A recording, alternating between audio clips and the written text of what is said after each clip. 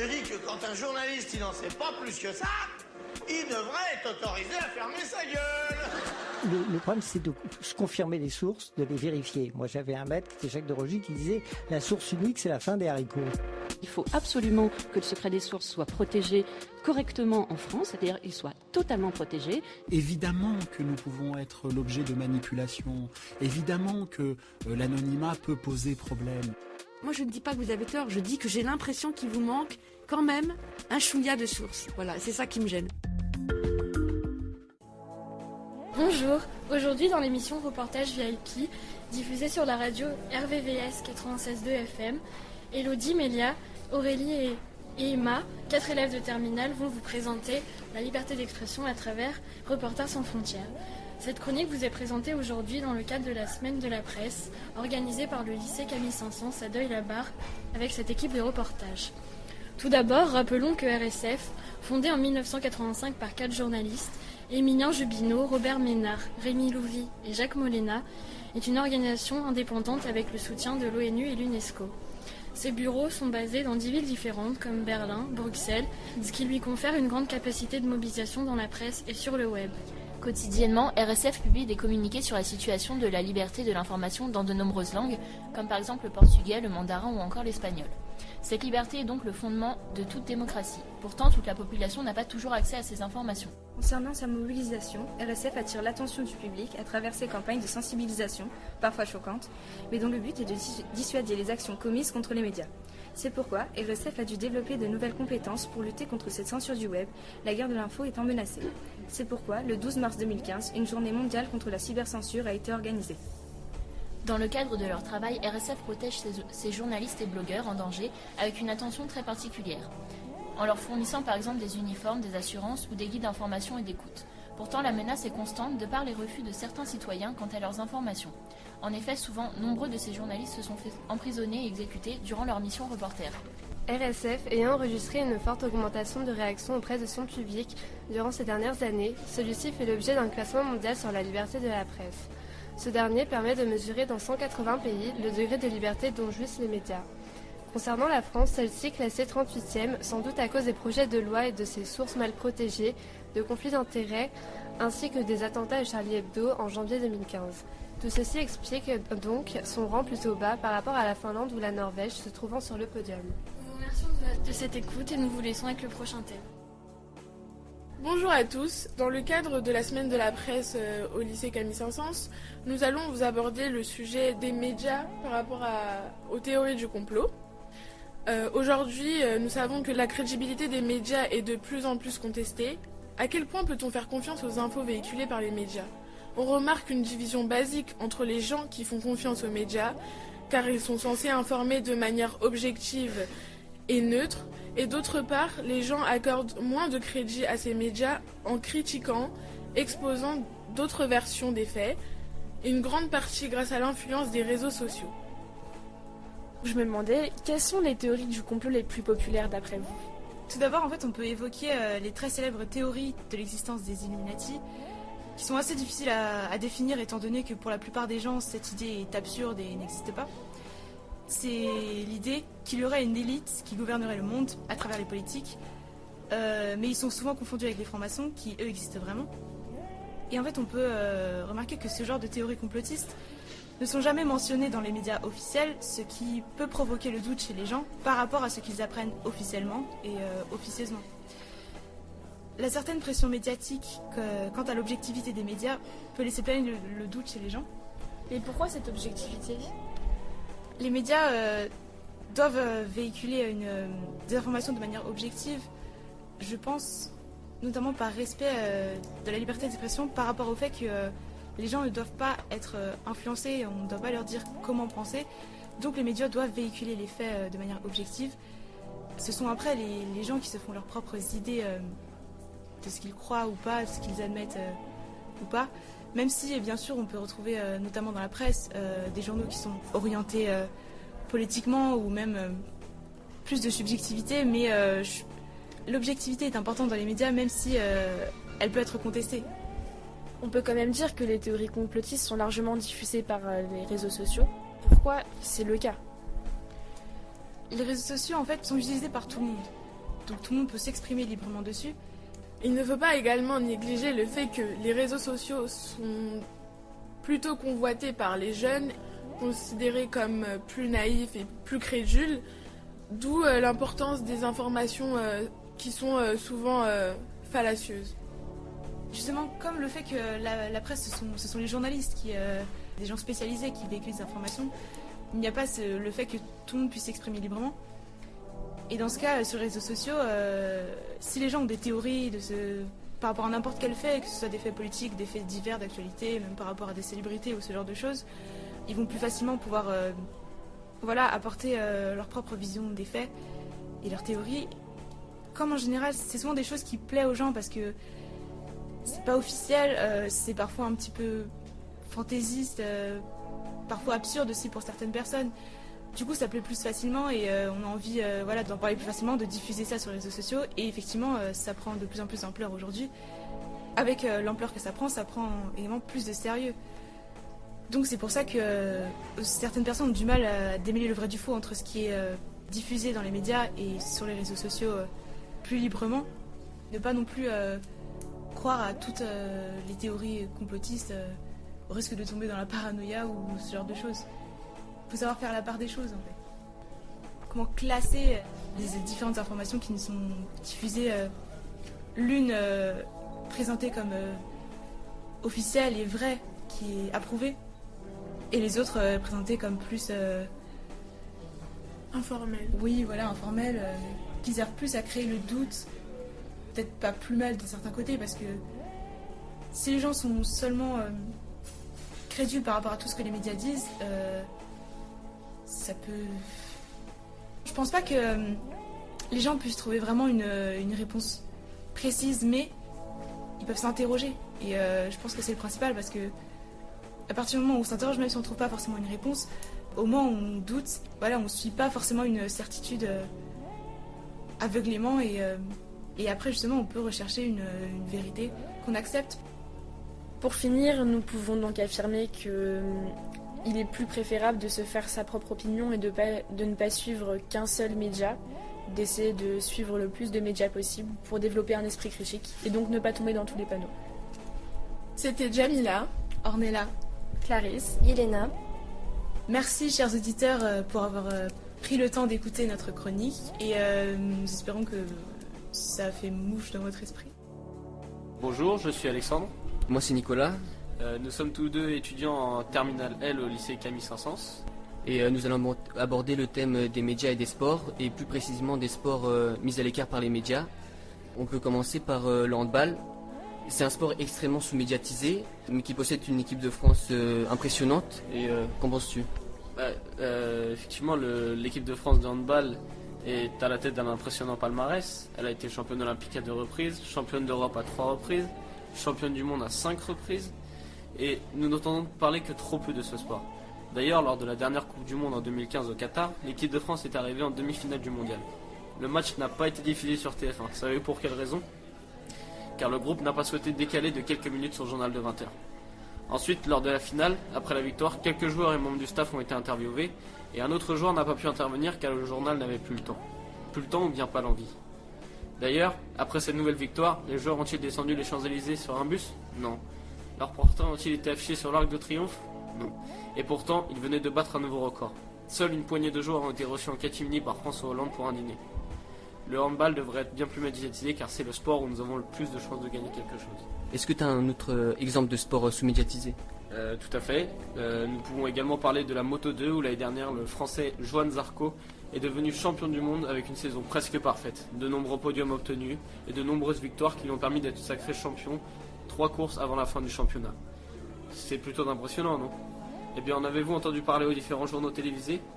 Pas le moindre du monde. Ou si, pendant 20 secondes à la fin du journal, et encore. Alors que Johan Zarco est devenu champion du monde. Un Français n'était plus devenu champion du monde de Moto 2 depuis Christian Sarron en 1984. Et pourtant, cette victoire n'a pas été ébrutée. Et on peut également parler du sport féminin qui reste sous-médiatisé, injustement. Tout à fait, le sport féminin qui est particulièrement sous-médiatisé également. Par exemple, nous pouvons parler de l'équipe de France de rugby féminin qui a gagné le tournoi Destination il y a moins de 2 semaines en écrasant leurs différents adversaires Mais les différents médias n'en parlent peu, à part quelques exceptions. De plus, on peut dire qu'en 7 participations en Coupe du Monde, elles ont atteint 7 fois les phases finales, ce qui est assez impressionnant. Et elles ont remporté 5 fois le tournoi Destination avec 4 grands chelems.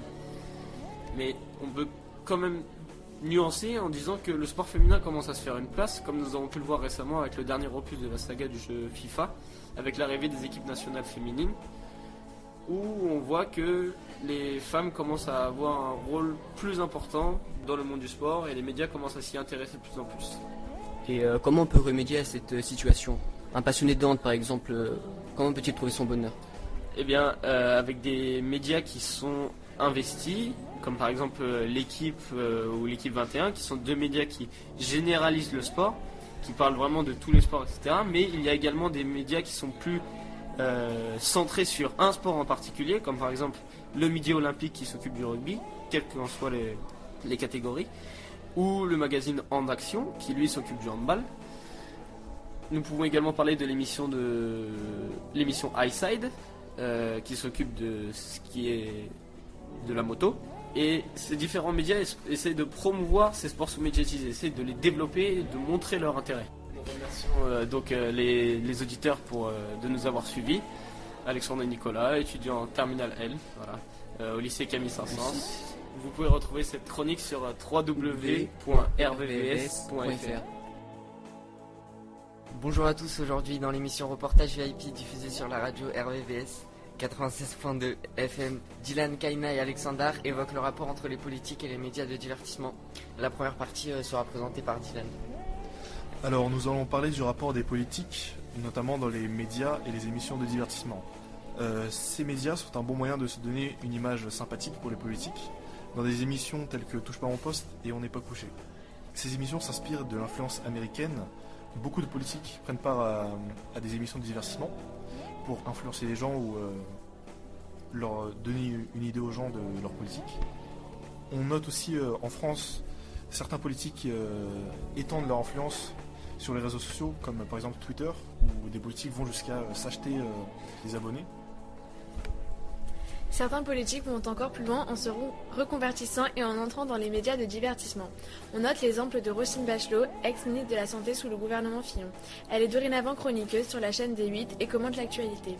On remarque aussi d'autres exemples qui n'ont pas eu le même succès, comme Jeannette Bougrabe, ex-ministre sous Sarkozy, qui a brièvement été chroniqueuse au Grand Journal de Canal+, et qui par la suite a été lynchée médiatiquement. En effet, suite aux attentats de Charlie Hebdo et de ses nombreuses apparitions télévisées, en se déclarant comme la compagne de Charb, directeur du magazine, elle subit la colère de la famille de la victime. Suite à ce scandale, elle s'exile en Finlande pour échapper à ce lynchage médiatique. Cette affaire Bougrabe est une bonne transition pour notre dernière partie, qui est le politique devient le divertissement. Les politiques n'hésitent pas de plus en plus à se donner en spectacle, à faire des propres storytelling, comme le faisait très bien Nicolas Sarkozy durant son mandat, avec notamment Carla Bruni, où il n'hésitait pas à se montrer avec elle, ou encore François Hollande avec Julie Gaillet, à qui on soupçonne en fait d'être le propre commanditaire de cette affaire. On peut noter aussi légalement très récemment l'affaire avec Lucette. En fait, c'est une affaire où François Hollande est parti chez une sexagénaire retraitée, mais à l'improviste, mais en fait un journaliste de BFM TV a révélé que tout était déjà prévu. Ou encore, on peut encore noter une affaire qui fait beaucoup parler en ce moment, c'est la déchéance de nationalité. Certains journalistes pensent que ce débat n'est en fait qu'un débat stérile qui n'a pour but que de faire oublier aux Français le vrai problème en France qui est le chômage et la crise. Merci à tous de votre écoute et de votre fidélité. En coordination avec l'équipe de Reportage VIP, dans le cadre de la semaine de la presse 2016 au lycée Camille Saint-Saëns de Deuil-la-Barre, Dylan, Kaina et Alexandre vous ont présenté leur thème, les rapports politiques avec les médias de divertissement. Bien évidemment, vous pouvez retrouver cette chronique sur le site internet de la radio RVVS, www.rvvs.fr, et la web radio de Reportage VIP, www.vipradioonline.fr. Bonjour chers auditeurs, nous sommes actuellement des élèves de Terminal 5, donc je suis Laurie. Nous avons partagé le sujet l'amalgame des religions sur l'islam. Je suis accompagnée d'Iman, de Marion et de Kautar. Si depuis les attentats terroristes du 11 septembre perpétrés aux États-Unis par un réseau d'activistes islamistes, un amalgame peut s'effectuer entre l'islam et le terrorisme, autrement dit, si les populations occidentales de culture judéo-chrétienne ou non-croyants risquent de considérer l'islam comme une religion violente, voire terroriste. Il est donc nécessaire de se rappeler la différence entre les termes islam et islamisme, car la violence n'est pas inhérente à telle ou telle religion. L'une des couvertures du Point a vite fait parler d'elle avec sa photo de une, un face-à-face entre une femme en voile intégrale et une gendarme, mais surtout sa manchette. Cet islam sans gêne. La une a été très largement partagée et critiquée dès hier après-midi sur les réseaux sociaux. Cette couverture arrive à peine plus d'un mois après celle de l'Express qui titrait sur la peur de l'islam. Les journaux de Franck-Olivier Gisbert et de Christophe Barbier semblent en tout cas éclins à exploiter le filon. Ce n'est pas la première fois. Le Point avait déjà fait sa couverture sur le spectre islamiste en février dernier et sur la burqa, ce qu'on ne dit pas, le 21 janvier 2011. L'Express, lui, avait titré sur l'Occident face à l'islam en octobre 2010 et en juin 2008 avait mis en une Islam, les vérités qui dérangent. Sur sa couverture du 26 septembre, l'Express utilisait une photo prise lors d'une manifestation place de la Concorde à Paris, qui avait eu lieu quelques jours plus tôt. Organisée pour protester contre le film anti-islam L'innocence des musulmans, qui embrassait alors une partie du monde arabe, elle n'avait réuni dans la capitale que 200 participants environ. Sur la photo, des fondamentalistes, Barbe, Kefi, autour du cou, Pramis, l'air sur deux, font face aux gendarmes de dos. La mise en scène est étrangement similaire sur la couverture du Point en kiosque. Une femme en voile intégral, les mains gantées, fait face à un gendarme, également de dos sur la photo. Là aussi, la couverture figure l'affrontement entre une pratique fondamentaliste de la religion musulmane, le port du voile intégral et les forces de l'ordre. Comme l'a indiqué le journaliste du Monde Samuel Laurent sur Twitter, la photo qu'utilise le Point a été prise à Lille lors d'une manifestation de femmes voilées le samedi 22 septembre, elle aussi organisée pour protester contre le film anti-musulman. Selon La Voix du Nord qui s'est fait l'écho de cette mobilisation, elles étaient moins d'une dizaine à défiler, déterminées à manifester contre les provocations à l'égard de l'islam malgré l'interdiction édictée par le préfet. Dans les deux cas, le choix des photos produit un efficace effet de loup. Est-ce que parce que ça ne concerne que 10 personnes, ça n'existe pas? Questionne Étienne Garnel, le directeur de la rédaction du Point.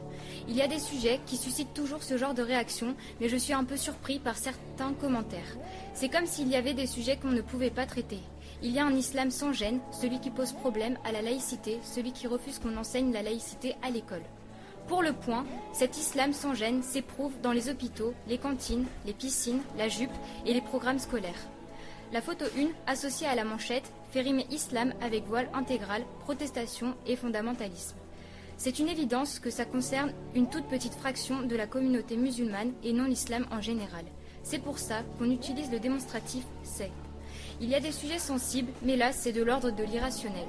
Les gens voient ce qui n'est pas écrit et font dire à cette une ce qu'elle ne dit pas. Là c'est eux qui sont dans le préjugé absolu, rétorque Étienne Garnel. Les deux hebdos ne titrent pas sur l'islam radical, ils évoquent l'islam au sens large, qu'il soit sans gêne pour le Point ou qu'il fasse peur, comme l'affirme l'Express. Curieux amalgame, justement, ce numéro voulait alerter contre les dangers des amalgames, se défend Christophe Barbier, le directeur de la rédaction de l'Express. Notre dossier portait sur la peur de l'islam en France, provoquée par les progrès de l'intégrisme au Maghreb et au Nord Mali. Plusieurs sondages confirment la montée de cette peur en France. Il faut être en alerte contre les efforts de contagion. L'islam en couverture ne fait pas vendre. Nos ventes pour ce numéro étaient tout à fait moyennes, entre 72 et 75 000 exemplaires en kiosque. Il n'y a pas de filon pour ces sujets-là. À la rigueur, il y en avait peut-être juste après le 11 septembre. Aujourd'hui, ça suscite plus d'indifférence que d'angoisse. On peut voir que dans ces magazines, la vie est très peu neutre. On pourrait être tenté de dire que ces magazines nous poussent à avoir peur et nous méfier, alors que je pense qu'ils devraient au contraire essayer de nous rassurer face à ces sujets étudiés encore peu, car il peut être encore très peu compris de certains. Et au lieu de tenter d'attiser notre haine, nous expliquerait les différences entre islam et terrorisme. Car comme on le dit, il ne faut pas avoir peur de l'inconnu, mais apprendre à le connaître. On ne peut pas faire l'amalgame entre islam et terrorisme. Cela pourrait revenir à dire que tous les chrétiens font partie du Ku Klux Klan, mais aussi que tous les prêtres sont pédophiles. Ce qui est faux, puisque la religion est basée sur le même message que les autres, c'est-à-dire faire prôner la paix. Merci de votre écoute et de votre attention. Bonjour, aujourd'hui dans l'émission Reportage VIP, diffusée sur la radio RVVS 96.2 FM, Alicia, Manon et Estelle évoquent la place du FN dans les médias. Cette chronique a été préparée pour vous dans le cadre de la semaine de la presse d'avril 2016 au lycée Camille Saint-Saëns de Deuil-la-Barre dans le 95 avec l'équipe de Reportage VIP. Bonjour, alors aujourd'hui nous parlons de la place du FN dans les médias. Donc en effet, son image a été largement controversée après avoir été un parti longtemps marginalisé. Et donc récemment, un exemple qui a fait controverse justement, Manon, le temps de parole accordé au FN par les médias. Qu'en pensez-vous et qu'est-ce que vous pouvez nous dire? BFM TV, grande chaîne télévisée, ont été récemment attaqués pour ne pas avoir laissé assez de parole au Front National. Et pourtant, ils s'inscrivent en faux contre cette idée, c'est-à-dire que BFM pense, selon leurs principes d'équité, avoir laissé suffisamment de temps de parole pour le Front National. Cependant, une étude a été faite récemment qui ont prouvé l'inverse, comme quoi le BFM TV aurait laissé 13% de place au Front National, alors qu'ils auraient accordé 30% pour le Parti Socialiste et 33% pour les Républicains. Donc la question est, est-ce normal que les médias accordent plus ou moins de place donc au Front National? Beaucoup pensent aujourd'hui que cela a un grand impact sur la montée de ce parti. Et c'est ce qui va d'ailleurs montrer le lien très complexe et étroit entre politique et médias. Donc ça, c'est dans le cadre national, donc le cadre de la France. Maintenant, Estelle, est-ce que vous pouvez nous dire s'il y a des a priori par rapport au FN à l'étranger et dans la façon dont ils sont accueillis? Oui, les a priori existent même à l'étranger, comme on peut voir au Canada, lors d'un voyage fait par Marine Le Pen, où elle n'a été accueillie par aucun des journaux télévisés, excepté une personne. Et cet événement a finalement fait débat, et qu'est-ce que vous pouvez nous en dire? Alors oui, il y a eu un débat entre Anne-Marie Dussault et Marine Le Pen. Et lors de ce débat rediffusé sur la chaîne Canal+, Le Petit Journal, un journal satirique, le débat a été coupé au moment où Anne-Marie Dussault reprenait le dessus sur Marine Le Pen. Par rapport au FN, qu'est-ce que ça nous prouve en fait? Alors on peut en tirer deux conclusions. Soit qu'ils ont voulu masquer les propos trop durs de Marine Le Pen, ou soit qu'ils ont voulu garder cette audience, garder le ridicule de Marine Le Pen. Et comme le Front National commence à augmenter en pouvoir, ils veulent garder cette mauvaise image de Marine Le Pen. Merci de l'écoute. En coordination avec l'équipe de reportage VIP dans le cadre de la semaine de la presse 2016 au lycée Camille Saint-Saëns de Deuil-la-Barre, Estelle, Manon et Alissa ont présenté le thème de la place du FN dans les médias. Bonjour, aujourd'hui, dans l'émission Reportage VIP, diffusée sur la radio RVVS 96.2 FM, Grégory et Marie-Jeanne évoquent l'instantanéité des réseaux sociaux. Est-ce que l'instantanéité condamne toute autre forme de journalisme? À cette question, nous pouvons répondre oui, car la population mondiale est relativement jeune et nous faisons partie de ce que l'on appelle cybergénération. Ce qui veut dire que nous sommes nés, vivons et vivrons avec Internet. C'est très problématique car de nos jours, nous utilisons nos smartphones, tablettes ou PC pour tout, mais surtout pour suivre l'actualité. Donc les gens regardent la télévision ou lisent les journaux beaucoup moins qu'avant. C'est pour cela que des chaînes d'information et même des journaux ont créé des applications adaptées aux smartphones. Comme par exemple avec AJ+, pour Al Jazeera+, qui est devenu un média de référence sur les réseaux sociaux. L'équipe d'AJ+, filme des événements avec un téléphone qui permet ensuite de poster en direct ses vidéos. Ils font ainsi partie des plus grands fournisseurs de vidéos aux USA, avec seulement des vidéos d'1 minute, avec des tests accrocheurs et des images chocs. Cette rédaction s'est faite connaître justement grâce aux événements populaires qu'elle couvre et prennent donc de vitesse les chaînes d'information américaines.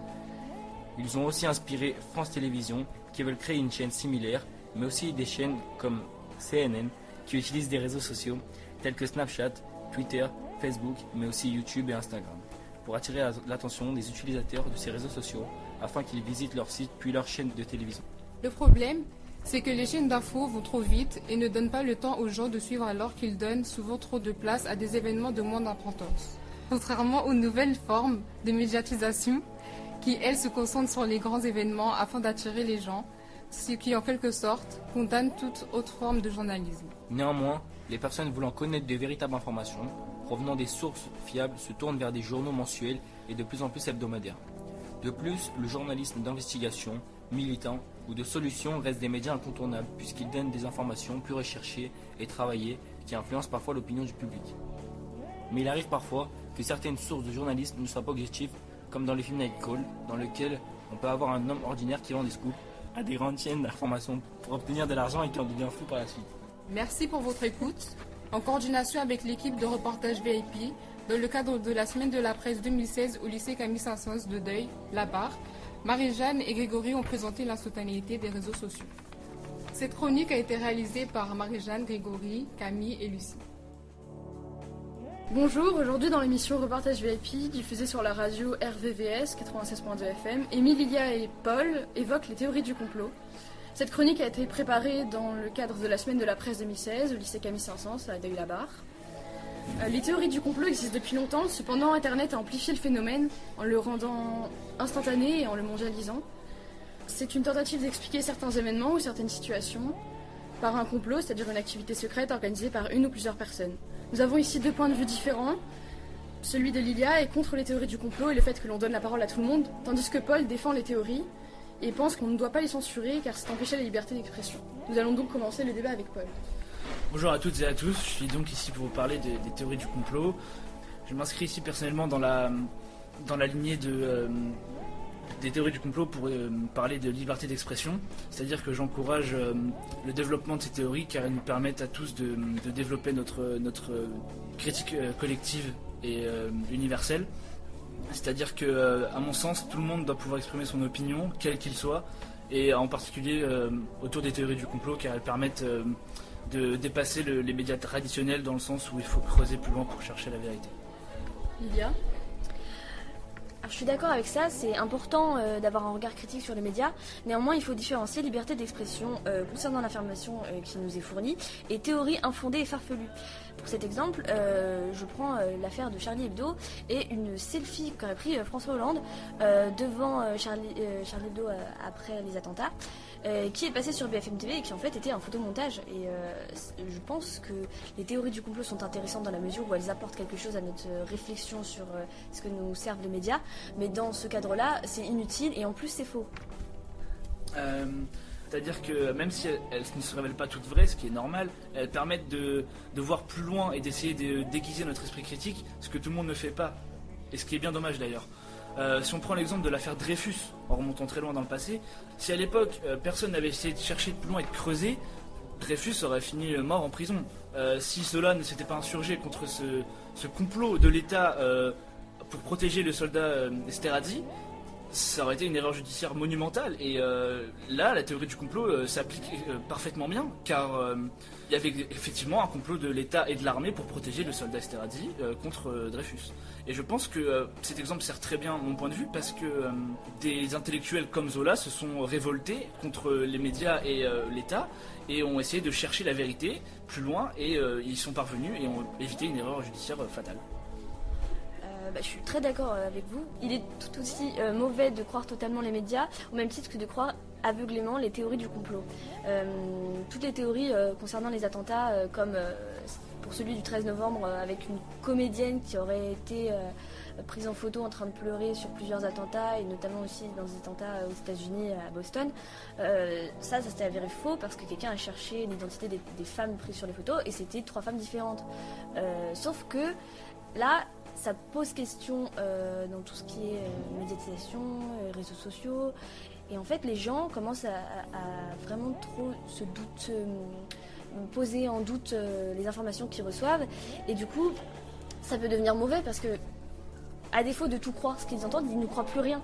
Sauf que les attentats ont vraiment existé, ils sont vraiment arrivés, il y a vraiment eu des morts, c'est pas des comédiens. Et ça peut finir par développer une espèce de forme de négationnisme si on continue dans cette idée-là. Donc c'est important de ne pas tout croire, que ce soit les médias ou les théories. À mon sens, le problème est le suivant, c'est-à-dire que il faut, même s'il ne faut pas tout croire, il faut toujours essayer de chercher plus loin que ce qu'on va nous montrer. Si on prend l'exemple d'autres attentats par rapport à ceux de Charlie Hebdo, mais ceux du 13 novembre, le matin du 13 novembre, on aurait vu des services de sécurité et de santé s'entraîner à des exercices d'alerte à la bombe. Le matin même des attentats, ça peut être une coïncidence, néanmoins elle semble à mon sens extrêmement trop facile, c'est trop simple. Ça peut être une simple coïncidence, mais à mon avis il faut chercher plus loin et il faut que nous ayons un esprit critique à ce niveau-là. Même si on a vu il y a des canulars comme cette histoire de comédienne à Boston et en France, ou à d'autres endroits de la planète au moment des attentats, il faut quand même se poser la question de pourquoi, comment, dans quel but. Il y a eu des exercices à la bombe, pourquoi ce jour-là, comment aurait-il pu savoir. Il faut essayer de chercher, de se questionner et déguiser notre sens critique. c'est vrai, mais il faudrait faire attention à trier l'information et à se constituer un avis critique et réfléchi en prenant les sources comme les informations des médias ou des théories, en restant d'un avis critique et d'un avis, on va dire, qui prend du recul. C'est-à-dire que les théories du complot qui commencent à inciter tout le monde à devenir hystérique, à croire que tout a été créé par l'État, que les attentats n'ont pas existé, c'est pas possible. La vérité, c'est que peut-être que les théories du complot, parfois, elles peuvent nous amener à ne pas regarder là où il faut aussi. C'est-à-dire qu'à trop se dire que tout ça n'est qu'un complot, on va oublier de commémorer les morts qu'il y a eu pendant les attentats, on va oublier de savoir que c'est un scandale national. Les théories du complot, c'est bien, quand l'intention est bien, la quête de vérité, la quête de critique de ce qu'on nous sert à manger comme information, mais à trop boire les théories du complot, est-ce que ça va pas avoir l'effet inverse, c'est-à-dire oh bah tout ça c'est qu'un complot et j'arrête de chercher plus loin. C'est bien, il faut rester dans cette idée de recherche de vérité. Mais c'est comme pour les médias, il faut regarder les médias d'un œil critique, il faut rechercher la vérité et pas voir les médias et pas boire les complots. Nous concluons donc ce débat. Les théories restent néanmoins intéressantes, malgré leur tendance à l'exagération et l'instantanéité du média. Cependant, elles permettent de relever les éventuels défauts des médias traditionnels et de ne pas tomber dans l'hystérie collective de la théorie du complot, tout en gardant un esprit avisé par rapport aux médias traditionnels. Merci pour votre écoute. En coordination avec l'équipe de reportage VIP dans le cadre de la semaine de la presse 2016 au lycée de Camille Saint-Saëns à Deuil-la-Barre, Émilie, Lilia et Paul ont présenté les théories du complot. Au-delà du 96.2 FM, vous pouvez retrouver cette chronique sur le site internet de la radio RVVS, www.rvvs.fr, et la web radio de reportage VIP, www.vipradioonline.fr.